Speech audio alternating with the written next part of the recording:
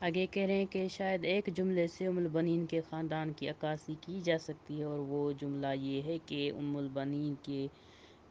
ماں باپ خاندان کی خاندان کے شجاعت، کرامت، اخلاق، سماجی حیثیت اور عظمت کے لحاظ سے قریش کے بعد عربوں کے مختلف قبیلوں میں ممتاز خاندان تھا، کامیاب تھا ہر حوالے سے، یعنی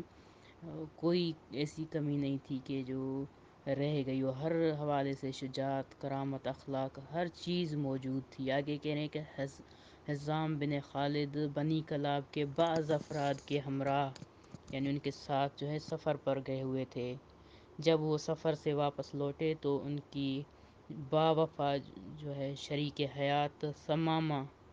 بنت سہیل جو حاملہ تھی، انہوں نے وضع حمل کیا تھا اور موتی جیسی درخشاں ایک بیٹی کو جنم دیا تھا۔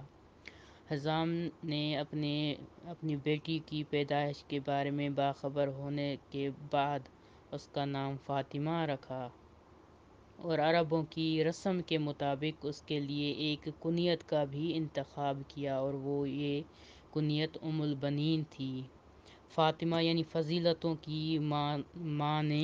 دوسرے بچوں کے مانند بچپن کا دور گزارا اور ایک مہربان اور پاک دامن ماں اور شجاعت باپ کے دامن میں پرورش پائی، یعنی ایک شجاع جو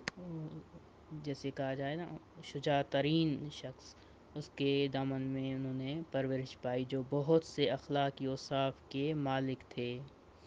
اوصاف وصفوں سے نکلا، یعنی بہت سی وصفیں موجود تھی، اوصاف جمع ہے۔ اس کے بعد آگے فاطمہ ان کی ماں کے بارے میں مورخین یوں لکھتے ہیں: ثمامہ ام البنین کی ماں ایک ادیب، مکمل اور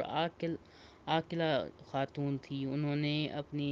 بیٹی کو عربوں کے آداب سکھائے اور ایک لڑکی کی ضرورت کے مطابق اسے زندگی میں خانہ داری، شوہر کے حقوق جیسے امور کی بھی تربیت دی۔